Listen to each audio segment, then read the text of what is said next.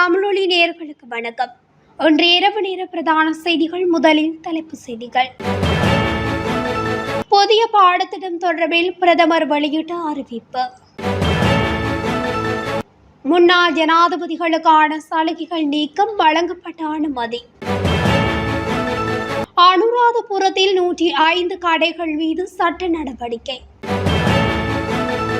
இயந்திர கோளாறால் விபத்தில் சிக்கிய மோட்டார் சைக்கிள், ஒருவர் உயிரிழப்பு. ஒரு குடவத்தையில் தீ விபத்து. மீன்பிடிக்க கடலுக்கு சென்றவர்கள் சடலமாக மீட்பு. சர்வதேச நாணய நிதியத்தின் 4வது மதிப்பாய்வு குறித்து வெளியான அறிவிப்பு. முல்லைத்தீவில் 2 கடைகள் தீயில் எரிந்து நாசம், விசேட சோதனை நடவடிக்கையில் தடயவியல் போலீசார். தொடருந்து ஓட்டுநர்கள் 48 மணி நேர வேலை நிறுத்தம். தொடர்பென விரிவான செய்திகள். 2029 ஆண்டுக்கான சாதாரண தர பரீட்சை புதிய பாடத்திட்டத்தின் கீழ் நடத்தப்படும் என பிரதமர் மற்றும் கல்வி அமைச்சரான ஹரணி அமரசூரிய தெரிவித்துள்ளார். மகரகம தேசிய கல்வி நிறுவனத்தில் நேற்று நடைபெற்ற கலந்துரையாடலில் கலந்து கொண்டு கருத்து தெரிவிக்கும் போதே அவர் மேற்கண்டவாறு குறிப்பிட்டுள்ளார். அடுத்த ஆண்டு முதல் செயற்படுத்தப்படும் புதிய கல்வி மாற்று செயல்முறை தொடர்பான வழிகாட்டுதல்கள் ஆகஸ்ட் மாதம் வெளியிடப்படும் என அவர் குறிப்பிட்டுள்ளார். அதன்படி அடுத்த ஆண்டு முதல் 1 மற்றும் 6ஆம் வகுப்புகளுக்கு புதிய பாடத்திட்டம் அறிமுகப்படுத்தப்படும் என்றும் 2028ஆம் ஆண்டு முதல் 10ஆம் வகுப்புக்கு புதிய பாடத்திட்டம் அறிமுகப்படுத்தப்படும் என்றும் அவர் தெரிவித்துள்ளார்.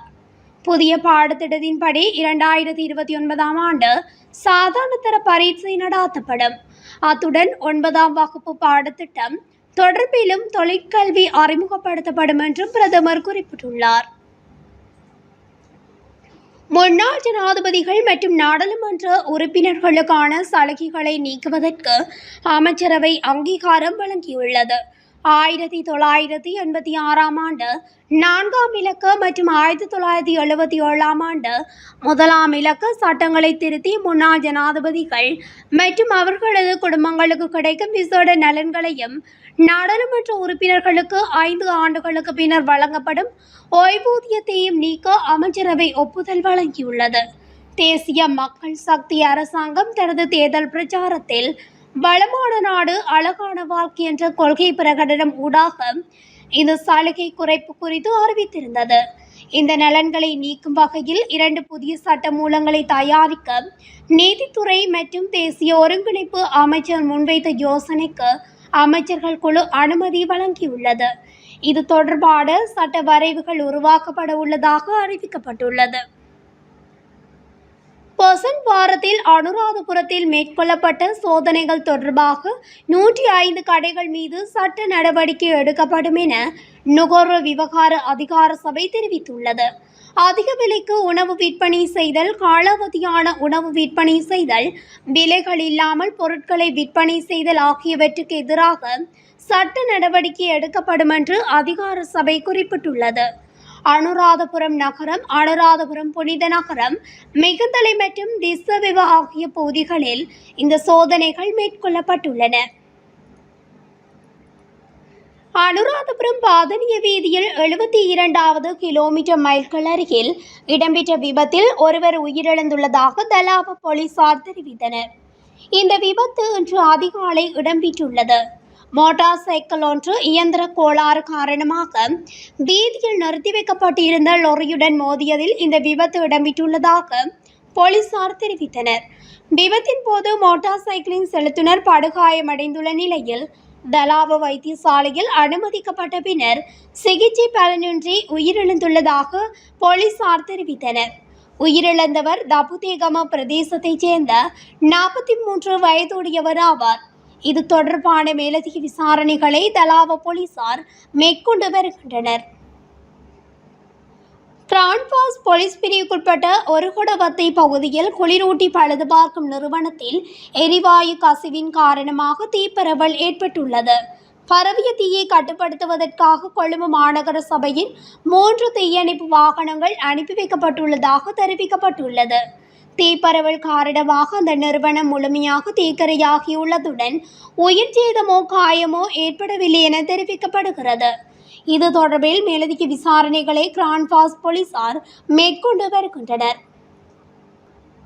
மொரட்டுவை எகட உயன போலீஸ் பிரிவுக்குட்பட்ட முகத்துவாரம் மீனவ துறைமுகத்துக்கு அருகில் நேற்று மீன்பிடிப்பதற்காக 2 மீனவர்கள் கடலுக்கு சென்று கரைக்கு திரும்பிய நிலையில் மீன்பிடி படகு கவிழ்ந்து விபத்துக்குள்ளானதில் காணாமல் போன 2 மீனவர்களின் சடலங்கள் இன்று போலீசாரால் மீட்கப்பட்டுள்ளன.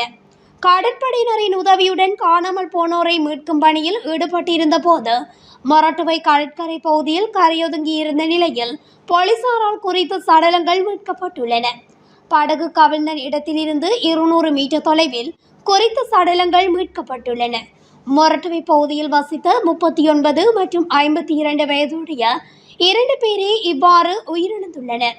இந்த சம்பவம் தொடர்பில் மேலதிக விசாரணைகளை எகட உயன போலீசார் முன்னெடுத்து வருகின்றனர். சர்வதேச நாணய நிதியத்தின் விரிவாக்கப்பட்ட நிதி வசதி திட்டத்தின் கீழ் இலங்கையின் 4வது மதிப்பாய்வு குறித்து அந்த நிதியத்தின் பிரதி முகாமைத்துவ பணிப்பாளர் கலாநிதி கீதா கோபிநாத் அறிவிப்பொன்றை வெளியிட்டுள்ளார். அதன்படி 4வது மதிப்பாய்வை சர்வதேச நாணய நிதியத்தின் நிர்வாக குழு எதிர்வரும் ஜூலை 1 மதிப்பீடு செய்ய உள்ளதாக அவர் சுட்டிக்காட்டியுள்ளார். ஊடகம் ஒன்று வழங்கிய நேர்காணலிலேயே அவர் இதனை குறிப்பிட்டுள்ளார். சர்வதேச நாணய நிதியத்தின் முதன்மை பிரதி முகாமைத்துவ பணிப்பாளர் கீதா கோபிநாத் 2 நாட்கள் உத்தியோகபூர்வ விஜயம் மேற்கொண்டு நாட்டை வந்தடைந்துள்ளார். இதன்போது அவர் ஜனாதிபதி அனுரகுமார திசாநாயக்கவுடன் கலந்துரையாடலில் ஈடுபட்ட போது இலங்கையின் மறுசீரமைப்பு மற்றும் மீட்சி செயல்பாட்டில் சர்வதேச நாணய நிதியம் உறுதியான பங்காளியாக இருக்கும் என்று உறுதியளித்தார். முல்லைத்தீவு மாஞ்சோலையில் 2 கடைகள் தீயில் எரிந்த சம்பவம் தொடர்பாக தடயவியல் போலீசார் சோதனை நடவடிக்கையில் ஈடுபட்டு வருகின்றனர். முல்லைத்தீவு கிச்சிராபுரம் கிராம சேவையாளர் பிரிவில் மாஞ்சோலை வைத்தியசாலை முன்பாக உள்ள உணவகம் ஒன்றில் ஏற்பட்ட தீயில் உணவகம் மற்றும் அருகிலுள்ள பட்டாசு கடை நேற்று காலை 7:30 மணியளவில் முற்றாக எரிந்துள்ளது.